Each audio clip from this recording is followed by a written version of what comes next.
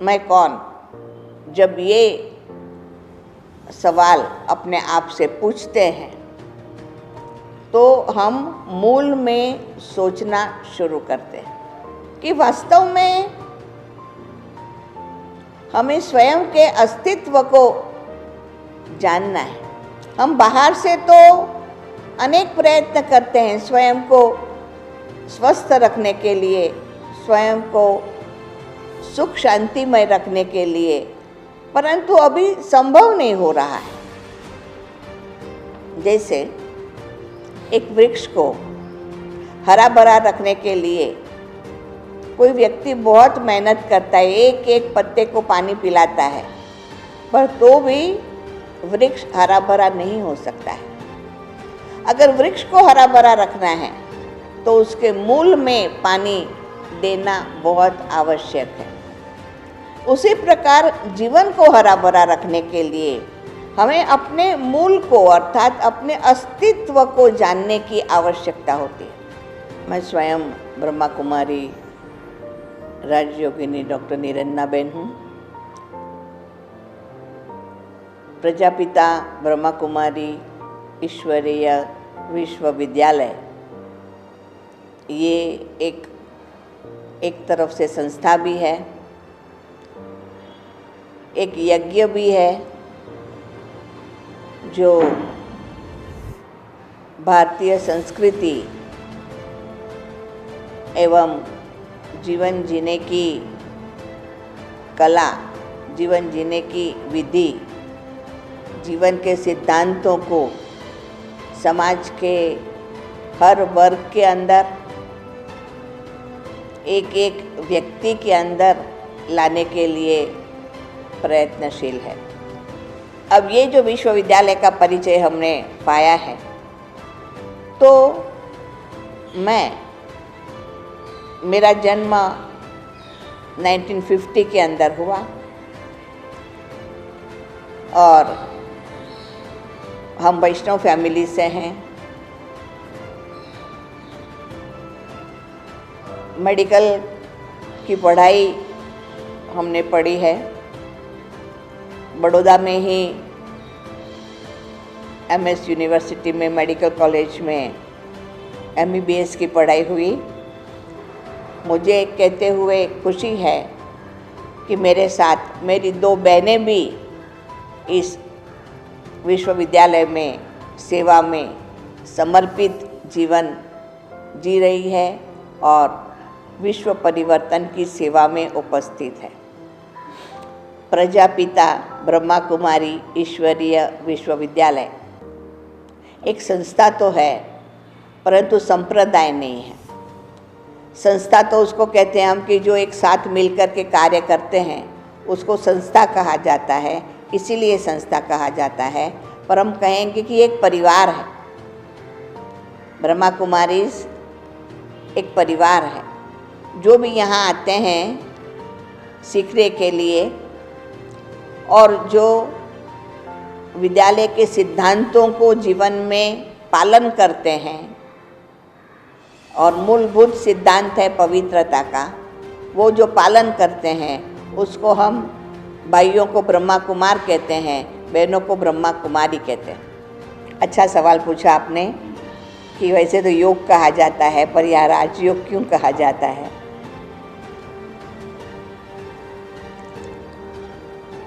राजयोग means जो योग हमें राजा बनाता है। अभी कोई व्यक्ति विचार करेगा कि राजा क्या होता है ना, राजा कौन सा राजा बनता है? तो बड़ी अच्छी बात है कि हम स्वयं का राजा बनते हैं, स्वराज्य प्राप्त करते हैं। हमने वैसे स्वराज्य के लिए बहुत प्रयत्न किया और गांधी जी ने स्वराज्य प्राप्त करवाया। तो वो स्वराज्य कहते थे कि हम अपना एडमिनिस्ट्रेशन अपने आप करें, उसको स्वराज्य कहा जाता था। तो इन जनरल था। अब ये है स्वयं का एडमिनिस्ट्रेशन, स्वयं का कंट्रोल खुद करना। कंट्रोल अर्थात अपने सबसे पहले अपने मन पर और फिर अपनी कर्मेंद्रियों पर, क्योंकि हमारी कर्मेंद्रिय जो है आँख, कान, नाक सब कुछ जो है उसके द्वारा, ये थोड़ा डिटेल है, उसके द्वारा हम समाज के संपर्क में आते हैं, व्यक्ति के और समाज के संपर्क में आते हैं। और संपर्क में आने की हमारी जो रीत है वही कर्म की क्वालिटी बन जाती है।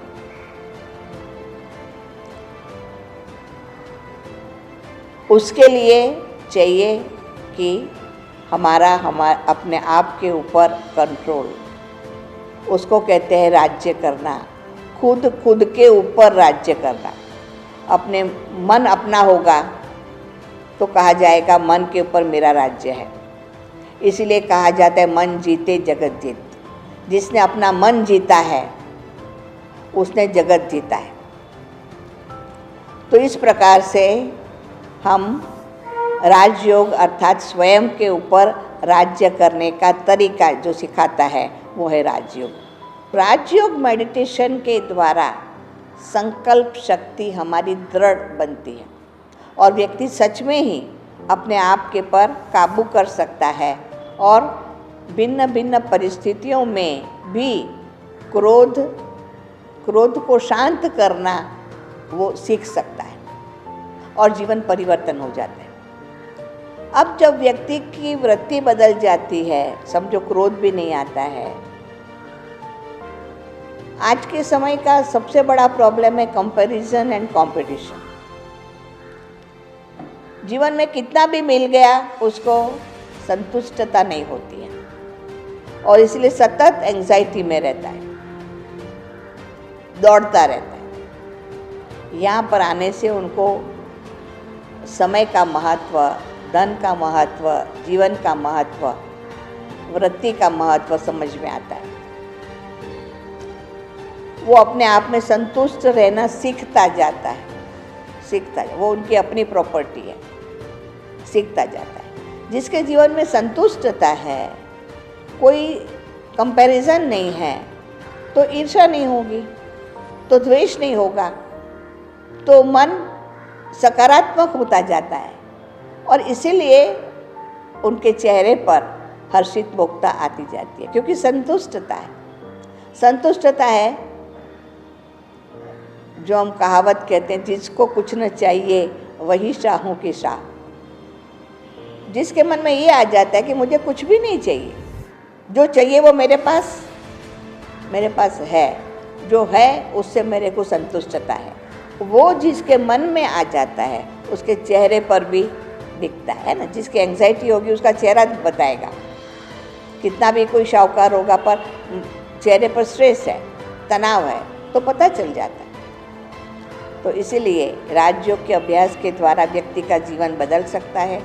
कोई भी व्यक्ति इस विद्यालय में आ सकता है और अपना जीवन बदलने के लिए प्रयत्न कर सकता है। यहाँ कोई बाधा नहीं है, कोई धर्म का भेदभाव नहीं है।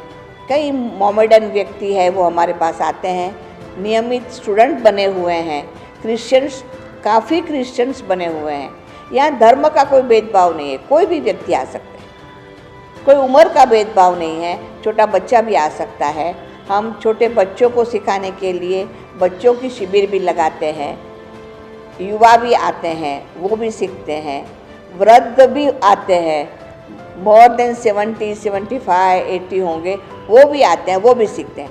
कोई उम्र की बाधा नहीं, कोई भाषा का भेदभाव नहीं है, कोई भी व्यक्ति, एनी पर्सन, कोई भी व्यक्ति आ सकता है और यहाँ पर राजयोग सीख सकता है।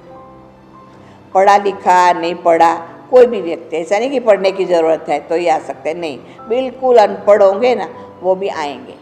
और आश्चर्य की बात है कि कई ऐसी माताएं हैं जो कभी स्कूल में गई ही नहीं है, पर यहाँ आकर के फिर धीरे धीरे पढ़ना सीख गई है, अच्छी तरह पढ़ती है, खुद समझती है, औरों को समझा भी सकती है।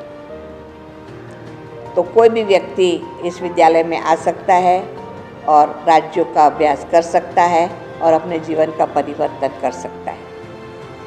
आज बहुत खुशी हुई कि कुलवृक्ष से हमारे पास भाई आए हैं, हमें बहुत खुशी है और ये एक अच्छा प्रयत्न है कि हम अतीत की हिस्ट्री जान करके भिन्न भिन्न संप्रदाय और धर्म की बातों को जान करके वो समाज के आगे रखना, ये एक बहुत बड़ी सेवा है। सच में आज ऐसी सेवा की बहुत आवश्यकता है। तो हमें तो लगता है कि ये हमारे साथ साथ है, हम जो सेवा कर रहे हैं वही सेवा कर रहे हैं। तो हम यही दिल से यही शुभ आशा रखते हैं, शुभेच्छा रखते हैं कि आप बहुत ज़्यादा सेवा करो। आपका ये जो प्रयत्न है उससे अनेक लोगों को लाभ मिले, ऐसा हम हमारी ओर से, हमारे विद्यालय में आने वाले सभी ब्रह्मा कुमार ब्रह्मा कुमारी भाई बहनों की ओर से बहुत बहुत शुभेच्छाएँ आपको देते हैं कि आप खूब प्रगति करो और खूब सेवा करो और सेवा का बहुत अच्छा फल आपको हमेशा मिलता रहे।